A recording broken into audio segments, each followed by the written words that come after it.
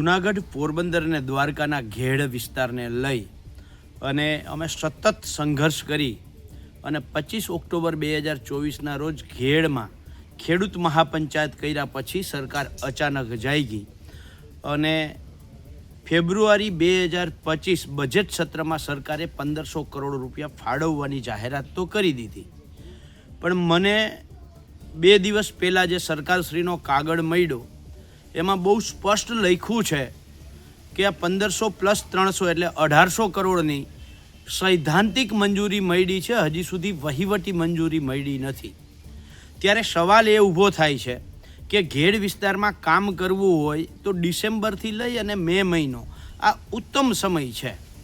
આજે જાન્યુઆરી તો ચાલે છે, હજી સુધી જો વહીવટી મંજૂરી 11 મહિના પછી એ ન મળી હોય, હવે 1 મહિનો બાકી છે, ફરીથી નવું બજેટ સત્ર આવશે તો સરકાર માત્ર અને માત્ર જાહેરાતો કરવી, સૈદ્ધાંતિક મંજૂરીઓ આપવી આટલું જ કરવા માગે છે કે ઘેડનો ખરેખર અર્થમાં વિકાસ કરવા માગે છે? સરકારની નીતિ અને નિયતમાં ક્યાંક ખોટ હોય એવું લાગે છે। જેટલી જાહેરાત કરવા માટે સરકારશ્રીના ધારાસભ્યશ્રીઓએ, સિંચાઈ મંત્રીશ્રીએ અને કેન્દ્રીય મંત્રીશ્રીએ ત્રણેય મળીને લગભગ 8 પ્રેસ કોન્ફરન્સો કરી। આ 8 પ્રેસ કોન્ફરન્સ કરવાની જગ્યાએ વહીવટી મંજૂરી માટે 8 વખત મુખ્યમંત્રી સાથે મિટિંગ કરી અને તરત જ વહીવટી મંજૂરી આપી હોત અને ઘેડના વિકાસના કામો ડિસેમ્બર મહિનાથી ચાલુ જો થઈ ગયા હોત તો અત્યારે ઘણું બધું કામ પૂર્ણ થયું હોત, પણ હજી સુધી તો વહીવટી મંજૂરી મળી નથી।